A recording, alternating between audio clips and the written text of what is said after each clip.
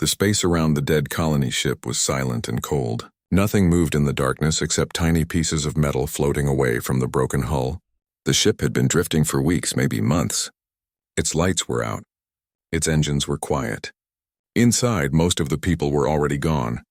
Scholar Captain Zethvar stood on the bridge of the Keth Mori research vessel, watching the human ship through the viewing screen. His crystalline body caught the light from the stars and threw it back in rainbow colors.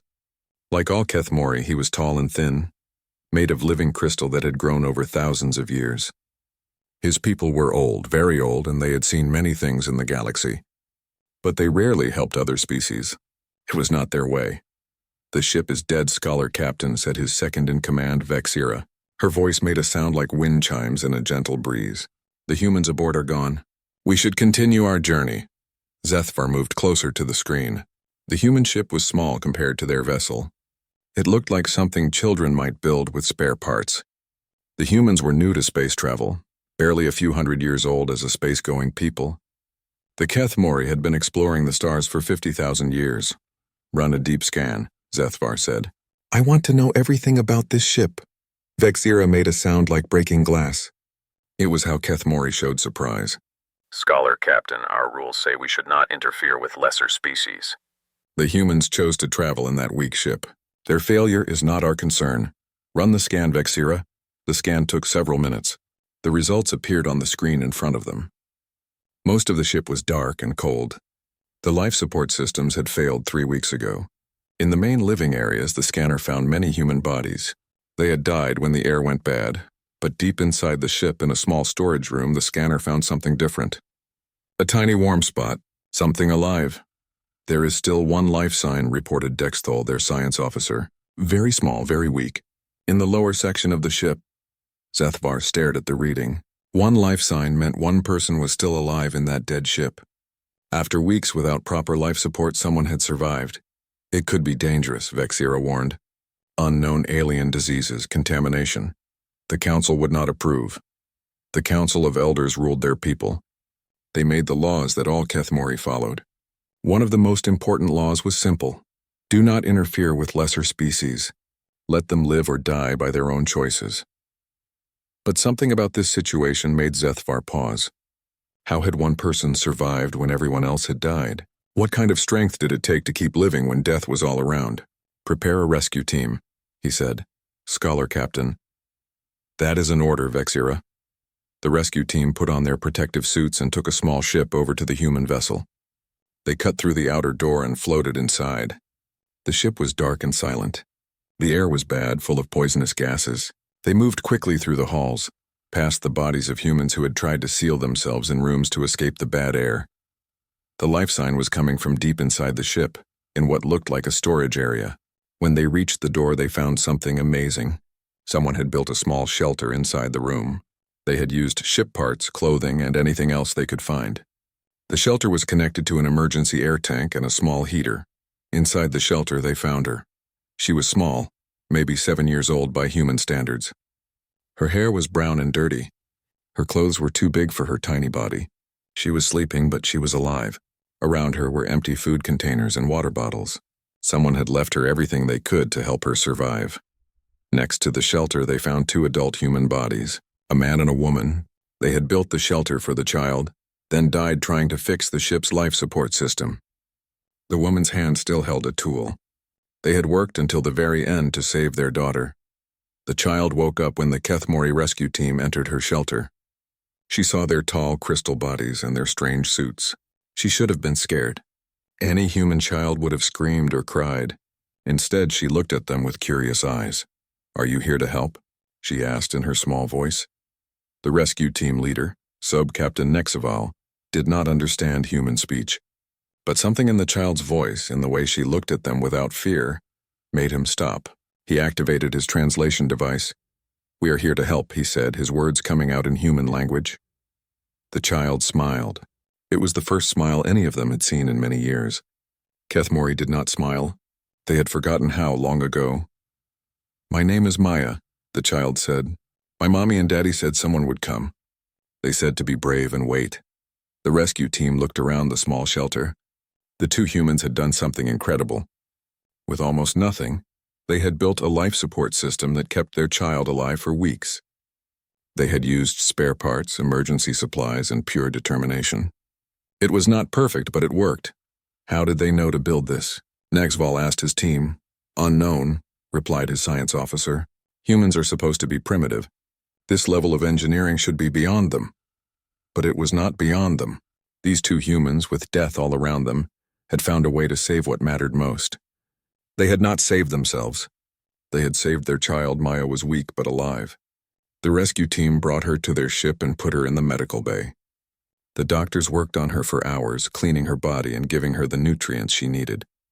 All the while, she watched them with those curious eyes. When Zethvar came to see her, Maya was sitting up in bed looking around at the strange crystal walls and glowing lights. "Hello," she said to him. "Are you the captain?" "I am Scholar Captain Zethvar," he replied, using the translation device. "You are safe now, child." "Thank you for saving me," Maya said. "Mommy said that good people exist everywhere, even in space." She was right. Zethvar felt something strange when she spoke. It was like a small crack in the crystal of his chest. For a moment, he did not feel like the logical, controlled being he had always been. He felt something else, something warm. "What will happen to me now?" Maya asked. It was a good question. The Kethmori had rules about this. They were supposed to take her to the nearest human world and leave her there. They were not supposed to get involved in the lives of other species.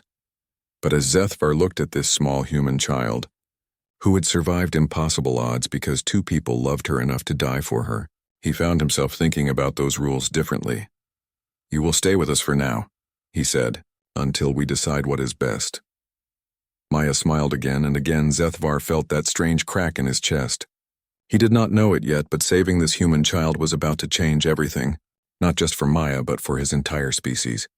The future had just taken a turn that no one could predict. 3 years had passed since Maya came aboard the Kethmori ship. She was no longer the scared, weak child they had found in that broken shelter. Now she was 10 years old, healthy and strong. She moved through the crystal halls like she belonged there. The ship had become her home, and the Kethmori crew had become her family, though they would never admit it. They told themselves she was just a temporary guest, a research subject, something to study until they could find a proper place for her. But everyone knew the truth was different. Maya had learned their language quickly. Not just the words, but the musical tones that made up Kethmori speech. When she talked to them now, her voice made sounds like crystal bells ringing. It was beautiful and strange. She spent her days learning about their ship, their science, and their way of life. The Kethmori were teachers by nature, and they found themselves competing to show her new things. Dexthol taught her about the stars and how to navigate between them. Vixira showed her how their crystal bodies worked and how they lived for thousands of years. Sub-Captain Nexaval let her help with small repairs around the ship, but it was Zethvar who spent the most time with her.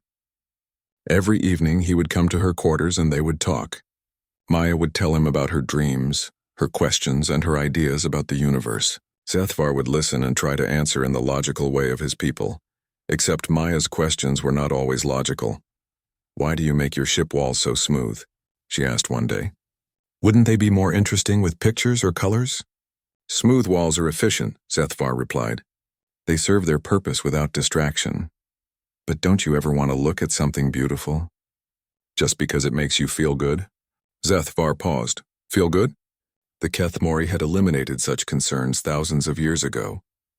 Feelings were inefficient. They got in the way of clear thinking and logical decisions. "We do not base our choices on feelings." "Maya, we base them on logic and efficiency." Maya tilted her head, the way she did when she was thinking hard about something. "But you saved me," she said. "Was that logical?" Another pause. Zethvar had asked himself that question many times over the past 3 years. By all the rules of his people, saving Maya had been illogical. She was from a primitive species. She had no special knowledge or abilities that could help the Kethmori. She was just a child who needed care and resources. "It was an interesting decision," he said finally. Maya laughed. Her laugh was like music, bright and happy. When she laughed, something strange happened to the Kethmori around her. They would stop what they were doing and listen. Some of them had started making small sounds that were almost like laughter themselves. This was becoming a problem. Vixira came to Zethvar's office one day. with a worried expression on her crystal face. "Scholar Captain, we need to discuss the human child. What about her? She is affecting the crew. Their behavior is becoming unpredictable." Zethvar knew what she meant. Over the past months, he had noticed changes in his people. Small changes, but real ones. Dexthal had started decorating his laboratory with colorful crystals that served no scientific purpose. 2 crew members had begun spending their off-duty time together, just talking and sharing stories. Yesterday, he had found Sub-Captain Nexval humming while he worked. Keth Mori did not hum. "They are just curious about human behavior," Zethvar said. "It will pass, will it?" Vexira asked. "Because yesterday I found myself wondering what it would be like to have a small companion like Maya. Not for research. Just for company." The words hung in the air between them. Company. Companionship was something that Keth Mori had given up long ago, along with emotions and inefficient desires. They worked together, but they did not seek each other out for pleasure or comfort. "That is concerning," Zethvar admitted. "There is more, Scholar Captain. I have been reviewing our historical records, trying to understand what is happening to us. I found something troubling." Vexira activated a data screen and showed him charts and numbers that made Zethvar's crystal heart grow. "Cold, our birth rate has been declining for the past 5,000 years, she said. "We stopped reproducing naturally 10,000 years ago. Now we only create new Keth Mori through technological means, and even that is becoming less successful with each generation." "I know this," Zethvar said. "It is the price of perfection. We have evolved beyond the need for primitive reproduction. Have we?" Vexira asked. "Or have we simply lost the ability? Look at these numbers, Scholar Captain. Our population is not growing. It is shrinking, slowly but steadily. At this rate, in 50,000 years, there will be no more Keth Mori." The words hit Zethvar like a physical blow. 50,000 years seemed like a long time, but for a species that lived as long as the Keth Mori, it was just a few generations. "What does this have to do with Maya?" he asked. "She is making us remember things we thought we had forgotten. Curiosity, joy, the desire for companionship. What if those things were not inefficiencies to be eliminated? What if they were necessary for survival?" That night, Zethvar found Maya in the ship's observation deck, looking out at the stars. She often came here when she wanted to think. She was growing up, becoming more thoughtful and serious, but she still had that bright spark that made her so different from his people. "Maya," he said, sitting beside her, "do you ever think about having children when you grow up?" She looked at him with surprise. "That's a strange question, Zethvar. Why?" "I am trying to understand something about humans, about life." Maya was quiet for a moment, looking out at the stars. "My mommy used to tell me that having children was the most important thing she ever did. She said that when she held me for the first time, she felt like her whole life finally made sense." "But having children is inefficient," Zethvar said, repeating what his people had taught for thousands of years. "Children require resources, time, energy. They prevent adults from focusing on more important tasks." Maya turned to look at him with those bright, curious eyes. "Zethvar, what could be more important than making sure your people continue to exist?" The question was so simple, so obvious, that it took his breath away. What could be more important than survival? Than continuance? Than making sure that all the knowledge and wisdom his people had gathered over 50,000 years would not be lost forever? "You are very wise for a human child," he said. "I learned from the best teachers," Maya replied, smiling at him. And for the first time in his very long life, Scholar Captain Zethvar felt something that his people had forgotten how to feel. He felt pride. Not the cold satisfaction of logical achievement, but warm, glowing pride in someone he cared about, someone he loved. The realization shocked him. Love was supposed to be impossible for the Keth Mori. They had evolved beyond such primitive emotions. But as he sat there with Maya, watching the stars together, he could not deny what he felt. He loved this human child like she was his own daughter. And if he could feel love, maybe his people were not as evolved as they thought they were. Maybe they had not eliminated their emotions. Maybe they had just forgotten how to find them. Maya leaned against his crystal arm, comfortable and trusting.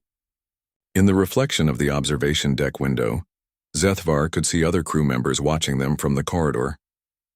They came to watch Maya often now, drawn by something they could not name, Something was changing aboard the Kethmori research vessel. Something that would soon change everything. Maya was 15 now, no longer a child, but not quite an adult. She had grown tall and strong, her brown hair longer and her eyes full of intelligence that impressed even the ancient Kethmori. She moved through their ship like she had been born there, understanding their technology better than some crew members who had lived for thousands of years. But it was not her knowledge that made the crew stop and watch her. It was the way she brought life to everything around her. When Maya worked in the laboratory with Dexthol, she would ask questions that made him think in new ways. When she helped Nexval with repairs, she would suggest solutions that were simple but brilliant. When she talked with the crew during mealtimes, she would tell stories that made them laugh and think and feel things they had forgotten they could feel. The changes in the crew were impossible to ignore now. Vexira had started growing colored crystals in her quarters, just because they were beautiful. Dexthal had begun composing mathematical poems that served no scientific purpose, but somehow seemed important anyway. 3 crew members had formed what could only be called a friendship, spending their free time together playing games Maya had taught them. Most shocking of all, 2 of the crew members, Kexran and Lixara, had begun what humans would call dating. They sought each other's company, shared their thoughts and feelings, and had even talked about the possibility of creating offspring together. Not through the cold technological methods their people had used for thousands of years, but through genuine biological connection. This was not supposed to be possible. The Kethmori had eliminated such inefficient behaviors long ago. Zethvar was in his office reviewing reports when the alarm sounded. It was not a danger alarm, but the signal that meant they had encountered something unusual in space. He hurried to the bridge where Maya was already standing beside the main viewing screen, looking out at a swirling mass of energy and distorted space. "It's a space-time anomaly," reported Dexthol. "Very large and very dangerous. It appeared suddenly directly in our path. Can we go around it?" Zethvar asked. "Negative, Scholar Captain.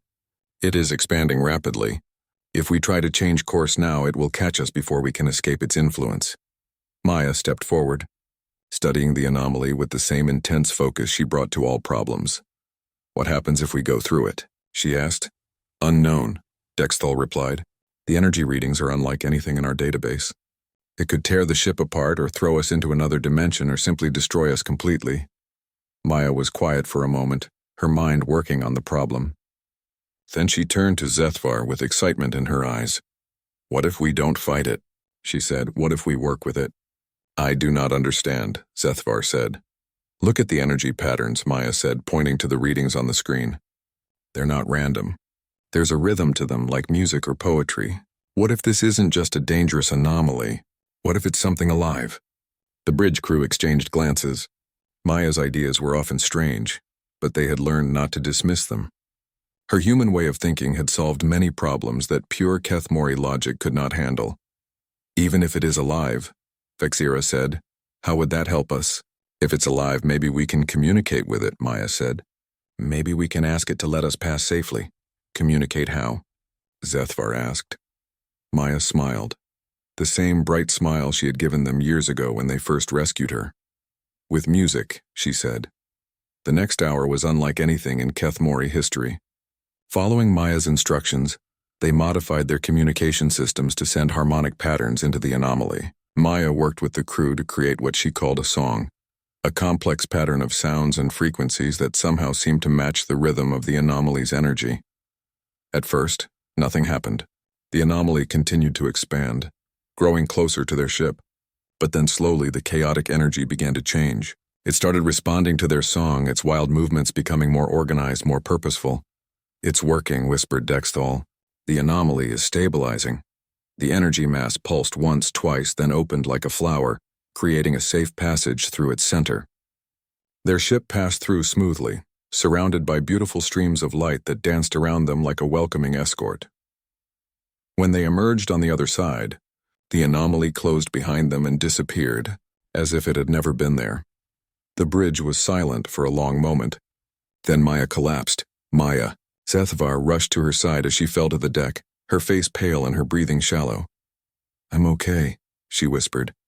But she was not okay. The effort of connecting with the anomaly, of bridging the gap between human intuition and cosmic forces, had drained her completely. They carried her to the medical bay, where the doctors worked to stabilize her condition. As they worked, something extraordinary happened. The fear of losing Maya, the desperate hope that she would survive, the overwhelming relief when her vital signs improved. All of these emotions crashed over the crew like a wave. For the first time in thousands of years, the Kethmori felt terror and joy and love all at once. Zethvar sat beside Maya's bed, holding her small hand in his crystal fingers.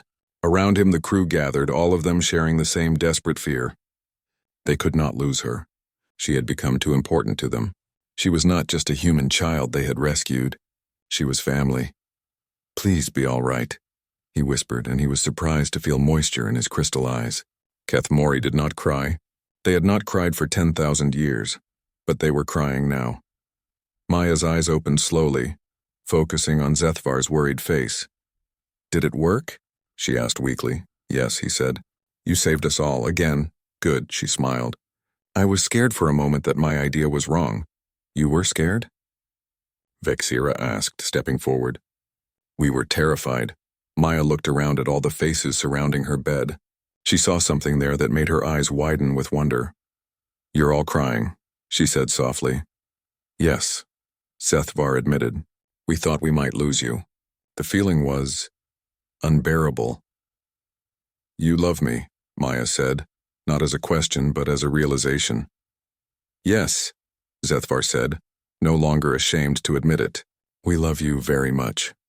Maya's smile was brighter than any star they had ever seen. "I love you too," she said. "All of you. You're my family." That night, as Maya slept and recovered, the crew gathered in the common area to talk about what had happened. For the first time in their history, they spoke openly about their emotions. They talked about fear and love and hope. They shared stories about their feelings for Maya and for each other.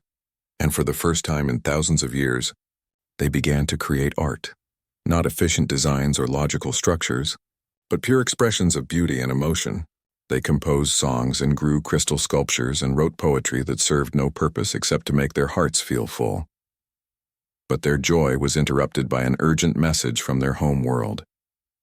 The Council of Elders had been monitoring their ship, and they had detected the unusual emotional readings from the crew. The message was brief and terrifying. "The human contamination has gone too far. Eliminate the source immediately and report for mental reconditioning. Any crew member who refuses this order will be considered a traitor to the Kethmori people." Zethvar read the message twice, his crystal heart growing cold with fear. Not fear for himself, but fear for Maya. The council wanted her dead. They saw her influence as a disease that threatened everything the Kethmori had built. But as he looked around at his crew, at the beauty they had created and the love they had discovered, Zethvar knew that the council was wrong. Maya had not contaminated them. She had awakened them. She had reminded them what it meant to be alive, and he would not let anyone take that away from them, even if it meant defying his own people. The council's message hung in the air like a death sentence. Zethvar read it again, hoping the words would somehow change, but they remained the same. Eliminate Maya. Report for reconditioning. Forget everything they had learned about love and joy and what it meant to be truly alive. He looked around the bridge at his crew. Vexira stood frozen, her crystalline features pale with shock. Dexthol's normally steady hands shook as he stared at the message screen. Subcaptain Nexaval made a sound like grinding glass, the Kethmori equivalent of a sob. They all understood what this meant. Their own people, the civilization they had served faithfully for thousands of years, wanted them to murder the child they had come to love as family. "We have to tell her," Vexira said quietly. "No," Zethvar replied. "Not yet," but Maya was already there. She had recovered from her ordeal with the space anomaly and come looking for her friends. Now she stood in the doorway, reading their faces with the intuition that made her so special. "What's wrong?" she asked, stepping onto the bridge. "You all look scared." Zethvar tried to think of a way to protect her from the truth, but Maya was not a child anymore. She was 15, smart and strong, and she deserved to know what was happening. "The Council of Elders has ordered us to end your life," he said, the words feeling like poison in his throat. "They believe your influence on us is dangerous. Maya was quiet for a long moment. Then, to everyone's surprise, she nodded. I understand, she said. I've been wondering when this would happen. You knew? Vexira asked. I'm not stupid, Maya said with a sad smile. I know your people value logic and efficiency above everything else. And I know that what you've become because of me goes against everything they believe. She walked to the main viewing screen and looked out at the stars, the same way she had done so many times over the years. Maybe it would be better if I left, she said. You could take me to a human world and leave me there. Then the council would have no reason to punish you. No! The word came from Nexaval, spoken with more passion than anyone had ever heard from him. You are not leaving us. We will not abandon you. But your people, our people have forgotten what matters, Dexthol interrupted. They have spent so long pursuing perfection that they have forgotten what life is for. Maya turned to face them, tears in her eyes. I don't want you to suffer because of me, she said. You saved my life. I won't let that choice destroy yours. Zethvar moved to stand beside her, placing his crystal hand on her shoulder. Maya, you once asked me what could be more important than making sure our people continue to exist.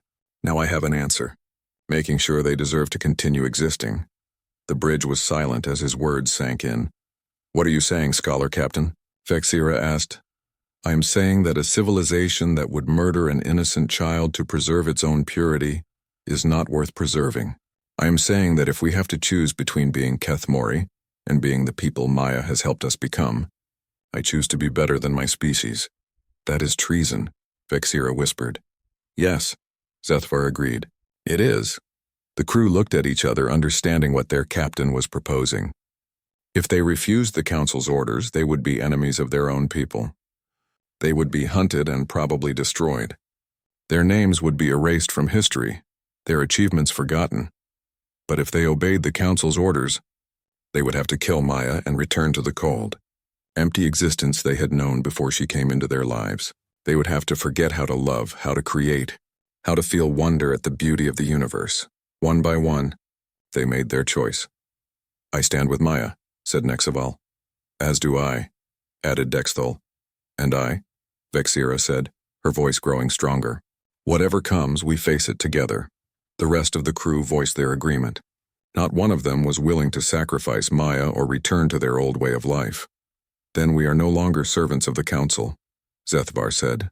We are something new, something that has never existed before. What are we? Maya asked. We are a family, Zethvar replied. And families protect each other. The next few hours were spent in frantic preparation. They knew that other Kethmori ships would be sent to enforce the council's orders. They had to run, and they had to run fast. But as they worked, something unexpected happened. Other ships began contacting them. Kethmori vessels from across the galaxy, their crews speaking in hushed, excited tones about the emotional readings they had detected. Word of Maya's influence had spread, and many Kethmori were beginning to question their sterile existence. This is the science vessel Eternal Logic, came one transmission. We have detected unusual energy signatures from your ship. Are you feeling emotions? This is the exploration ship Distant Star, came another. We have heard rumors about a human child who can make Kethmori laugh. Is this true? More and more ships made contact, their crews desperate to understand what was happening. Some were curious, some were frightened, but all of them were fascinated by the idea that there might be more to existence than cold logic and efficiency. Maya listened to the transmissions with growing excitement. They want what you have, she told Zethvar. They want to feel alive again. But they are afraid, Vexira observed. Fear of the council, fear of change, fear of the unknown. Then we give them something to follow, Zethvar said. We show them that it is possible to be both logical and emotional, both efficient and compassionate. How do we do that? Nexaval asked. Maya smiled, the same bright smile that had changed everything. We start a new colony, she said, somewhere far from the council's reach. We show them what Kethmori can become when they remember how to live. The idea was audacious, impossible, and absolutely perfect. They would flee to the outer rim of the galaxy, where the council's influence was weak. They would establish a new kind of Kethmori civilization, one that balanced wisdom with wonder, logic with love. As they prepared to leave, more ships joined them. First 5, then 10, then dozens. Kethmori, who had felt the stirring of long-dormant emotions, who had begun to question the empty perfection of their existence. The chase began 3 days later. Council enforcement ships appeared on their sensors, moving fast and armed with weapons that could destroy entire fleets. The hunting party was led by Supreme Elder Kethzan himself, the oldest and most powerful member of their species. "They will not negotiate," Vexira reported, reading the incoming transmissions. "The Supreme Elder considers us all contaminated beyond salvation." "Then we run," Zethvar said. What followed was the greatest chase in Kethmori history. 43 ships fleeing toward the galaxy's edge, pursued by the full military might of their civilization. The rebels used every trick they could think of, every advantage their emotional awakening had given them. When pure logic suggested one course of action, Maya would propose something completely different, something based on intuition and hope rather than careful calculation. Time and again, her unconventional ideas kept them one step ahead of their pursuers. "There," she said, pointing to a region of space that looked empty and worthless. "We hide there." "There is nothing there, Maya," Dexthol protested. "No planets, no resources, no strategic value." "Exactly," Maya said. "They won't think to look for us in a place that has no logical purpose." She was right. The Council ships passed by their hiding place without stopping, searching for them in areas that made strategic sense. While the hunters looked for logical hiding spots, the rebels found safety in the chaos of human intuition. But they could not run forever. Eventually they reached the galaxy's outer rim, where space was dark and cold and empty. Here, far from any civilized world, they would make their stand. As the Council ships surrounded them, Zethvar looked at Maya with pride and sadness. "Whatever happens," he said, "you have given us the greatest gift possible. You have shown us how to truly live." Maya squeezed his crystal hand with her small warm fingers. "This isn't over," she said. "Trust me." And despite everything, despite the hopeless odds and the certain destruction that awaited them, Zethvar found that he did trust her. Maya had never let them down before. Perhaps she had one more miracle left in her. The Council fleet formed a perfect circle around the rebel ships, their weapons charged and ready to fire. At the center of the formation flew the command vessel of Supreme Elder Kethzan, a ship so ancient and powerful that it seemed to bend space around itself. Maya stood on the bridge of Zethvar's ship, looking out at the overwhelming force that had come to destroy them. 43 rebel ships against more than 200 Council vessels. There was no way to win a battle like this, no strategy that could overcome such odds. But Maya was not thinking about battle. "Open a channel to all ships," she said. "Council and rebel vessels both." "Maya, what are you doing?" Zethvar asked. "Something I should have done long ago," she replied. "I'm going to tell them a story." The communication channel opened, and suddenly Maya's voice was being broadcast to every ship in the fleet. Thousands of Kethmori, from the youngest crew members to the ancient Supreme Elder himself, could hear her words. "My name is Maya," she began, her voice calm and clear. "I am the human child you have come to kill. But before you destroy me, I want to tell you something. I want to tell you about the day I met your people, and how they changed my life forever." She spoke about the broken colony ship where her parents had died. She described the small shelter they had built, using nothing but love and determination to keep their daughter alive. She talked about the Kethmori rescue team that had found her, and the choice they made to save a child from a species they barely understood. "They didn't save me because it was logical," Maya continued. "They saved me because it was right. And in doing so, they discovered something they had forgotten. They discovered that being alive means more than just existing." On his command ship, Supreme Elder Kethzan listened with growing anger. This human child was trying to contaminate his entire fleet with her emotional poison. "Enough," he broadcast on all frequencies. "You speak of feelings and love as if they are valuable. But we have seen where such weakness leads. War, hatred, conflict, destruction. We eliminated emotions to become perfect." "Perfect?" Maya's voice carried a note of sadness.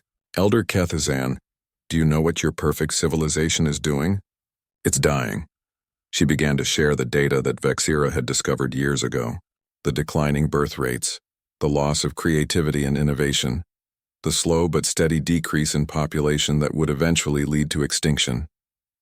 "You didn't eliminate war and hatred," Maya said. "You eliminated everything. Joy and love, yes, but also the driving force that makes life worth living. You became so afraid of making mistakes that you stopped trying to grow. Growth is inefficient, Kethzan replied, but his voice lacked its earlier certainty. Change leads to chaos, does it? Maya asked. Let me tell you what your people became when they learned to feel again. She spoke about Dexthal's poetry and Vexira's crystal gardens. She described the friendships that had formed and the love that had bloomed between Kexran and Lixara. She told them about the music and art and laughter that had filled their ship. They became more creative, not less, Maya said. They found better solutions to problems because they could think in new ways. They worked harder and cared more because they had something to work for. They didn't become weak when they learned to love. They became stronger. As she spoke, something began to happen throughout the fleet. Young Kethmori crew members, who had never experienced emotion but had always wondered about it, started to feel something stirring in their crystal hearts. Older crew members began to remember things they had thought were lost forever. On one council ship, a junior officer found himself thinking about a childhood friend who had been lost in an accident centuries ago. For the first time in his long life, he felt grief for that loss, and somehow the grief was beautiful. On another vessel, two engineers working together suddenly realized they enjoyed each other's company. They had worked side by side for decades, but only now did they understand that they were friends. Throughout the fleet, Kethmori were beginning to remember what it felt like to be alive. This is contamination, Kethzan said, but his voice was losing its authority. Even his own crew was changing around him. No, Maya said gently. This is healing. You cut out part of your souls to avoid pain, but you also cut out everything that makes existence meaningful. Love and joy are not weaknesses. They are the reasons we fight to survive. She paused, and when she spoke again, her voice was filled with the wisdom of someone much older than her 15 years. Elder Kethzan, you said that emotions lead to war and hatred. But what led to this moment? Your people are pointing weapons at each other, ready to kill those who think differently. You did this without any emotions at all. Pure logic brought you to the edge of civil war. The Supreme Elder was silent for a long moment. Around him, his bridge crew were experiencing feelings they had never known. His weapons officer was crying. His navigator was smiling. His second-in-command was looking at him with something that might have been pity. What would you have us do? Kethzan asked finally. Abandon everything we have built? Not abandon it, Maya said. Add to it. Take the wisdom and knowledge you have gathered over 50,000 years and combine it with the emotions you gave up. Become complete again. And if we refuse? Maya's voice was sad but determined. Then you will destroy us, and eventually you will destroy yourselves. Not through war or violence, but through simple entropy. You will fade away, and all your achievements will be forgotten because you chose safety over life. The silence that followed seemed to last forever. Hundreds of ships drifted in space, their crews struggling with thoughts and feelings they barely understood. Finally, Supreme Elder Kethzan spoke again. I am very old, he said. I have lived for 20,000 years, and I thought I understood everything there was to know about existence. But listening to you now, I realize I have forgotten the most important lesson of all. What lesson? Maya asked. That wisdom without compassion is not wisdom at all. It is just clever emptiness. The Supreme Elder's ship powered down its weapons. One by one, the other council vessels did the same. The threat of violence faded like mist in the morning sun. What do you propose, child? Kethzan asked. A new beginning, Maya said. Not just for the rebels who followed us here, but for all Kethmori who want to remember how to truly live. We can build colonies here at the edge of space where those who choose can learn to balance logic with emotion, efficiency with joy. And those who prefer the old ways? They can continue as they always have, Maya said. Choice is the most important freedom of all. But I hope some will be curious enough to try something new. Over the following weeks, the greatest migration in Kethmori history began. Ships from across the galaxy arrived at the edge of space, their crews eager to experience the emotional awakening that Maya had brought to her adoptive people. They established colonies on barren worlds and built cities in space itself. For the first time in millennia, Kethmori children were born naturally, their parents choosing to create life out of love rather than duty. Maya became the first human to be formally adopted into Kethmori society. She served as an ambassador between the old civilization and the new, helping both sides understand each other. The colonies thrived in ways their founders had never imagined. Art and music flourished alongside scientific research. Friendships and love stories began that would last for thousands of years. Children laughed and played while their parents built a future that combined ancient wisdom with rediscovered joy. But perhaps the most important change was invisible. For the first time in eons, the Kethmori were truly growing again. Not just in numbers, but in spirit and imagination. Years later, when Maya was an old woman with gray hair and laugh lines around her eyes, she would sit in her garden on New Kethmore and watch the children play. Some were human children from colonies that had joined their alliance. Others were young Kethmori who had never known life without emotion. "Did you ever imagine it would become this?" Zethvar asked, sitting beside her. He was older now too, his crystal body showing the beautiful imperfections that came with age and experience. "No," Maya admitted. "When you rescued me from that broken ship, I just wanted to survive another day. I never dreamed that survival could become something so beautiful." "You gave us more than survival," Zethvar said. "You gave us a future worth having," Maya smiled, watching a group of mixed human and Kethmori. Children working together to build something wonderful and impractical and absolutely perfect. We gave it to each other, she said. And in the growing twilight of an alien world, surrounded by the laughter of children who would inherit a galaxy full of possibilities, Maya knew that the scared little girl in the broken shelter had grown up to help change the universe itself. The future was no longer lost. It was just beginning.